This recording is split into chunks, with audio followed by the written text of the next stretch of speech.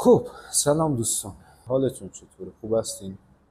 خب دوستان، امروز میریم سراغ بررسی پراپی که شاید همتون رو بشناسید و بدونید که در چه حوزه‌ای داره فعالیت میکنه. خب دوستان، ما پراپی رو بررسی کردیم، طرح جت جامپش رو و همین که طرح دو مرحله‌ایش که این شرکت پراپی غیر اینها هیچ طرح دیگه ای رو نداره. ما این دو طرح رو بررسی کردیم و امروز قراره که راجع به طرح جت جامپ باهاتون صحبت کنیم.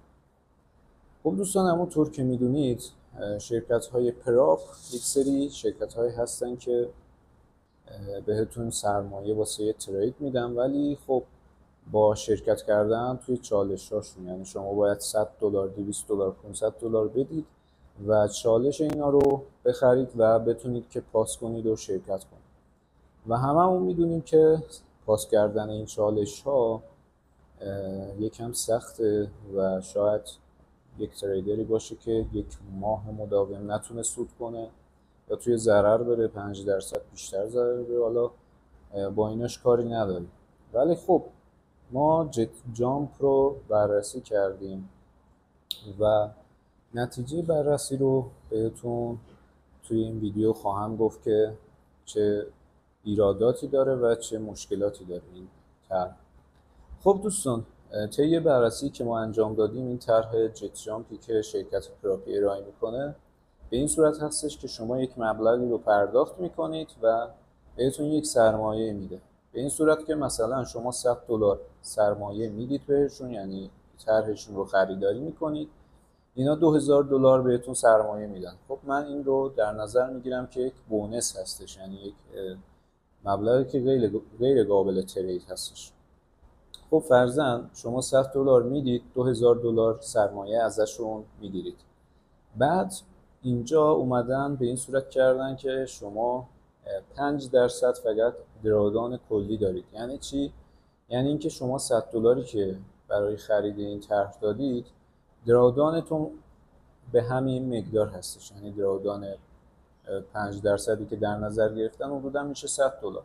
از شما وقتی که یک حساب دوکا میخرید، $2000 میخرید، درآدان شما $100 هستش. یعنی اگه به صورت کلی این $100 باخت بشه، اون حساب شما رو از دستتون میگیرن. پس یعنی در کل یک طرح بونس مسخره‌ای هستش که خیلی از بروکرها هم این طرح رو بهتون ارائه میدن. یعنی مثلا میگن که 100% بونس قابل ضرر میدیم، بعد $100 که واریز میکنی $200 بهت پول میدن.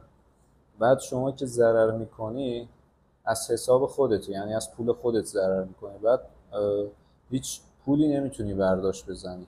یعنی این بونسه کلا یک عدد تحریک آمیزی هستش که این رو گذاشتن که شما مثلا تحریک بشید که واریز انجام بدید، ولی در کل هیچ مزیت و منفعتی برای شما نداره. دقیقاً توی این طرح‌ها هم همینطوریه. فرض مثال شما میرید $500 میدید یک حساب میخرید، بعد این درآدانش رو دقیقاً اون $500 شما میذاره، یعنی همون پولی که شما بهشون دادید تا اون طرح رو بخرید. اون فرض کنید $100 که ما دادیم به شرکت پراپ تا $2000 سرمایه بهمون بده، اومده به ما $2000 رو داده ولی $100 درآدانمونه. پس اگه درآدان شما یعنی اون $100 بخوره، دیگه کار تمومه. و اینجا شما چون $100 دادید $2000 گرفتید، خب قطعا لوریجتون بیشتره و شما ریسکتون بیشتره. ممکنه که مثلا در روز 2 روز مداوم 2% ریسکتون بخوره، دیگه تمومه، اون $100 رفته. پس به نظر من بهتره که تو این طرح شرکت نکنید. حالا بازم بستگی به خودتون داره که انتخابتون چی باشه، ولی خب پیشنهاد میکنیم که تو این طرح شرکت نکنید. طرح جت جامپ یا هر طرح دیگه‌ای که شبیه به این طرح هستش که شما با پول حساب واقعی رو میخرید و روش ترید میزنید. درسته 5% درآمدان عدد زیادی هستش، ولی خب بازار میگم که ممکنه که یک ماه بهتون سود نده، ممکنه 2-3 روز مداوم شما استاپ لاس هاتون زده بشه و شما بیشتر از 5% توی ماه ریسک کنید. یعنی شما عادیه که توی ماه 5% حداقل ریسکتون باشه و اگر این 5% بخوره یعنی اون $100 رو باخت کردید و پول شما از بین میره و اون $100 رو برمیدارن به خودشون. حالا بماند که این شرکت‌های ارائه سرمایه به بروکرهای دلین دسک وصلن یا اینکه چه جور بروکری هستش که اینا رو با هم تو قسمت‌های آینده بحث خواهیم کرد که لیکویدیتی وصل هستن یا وصل نیستن، پول شما رو روی میز معاملاتی خودشون انجام میدن که اگر ضرر کردید به نفع خودشون هم باشه.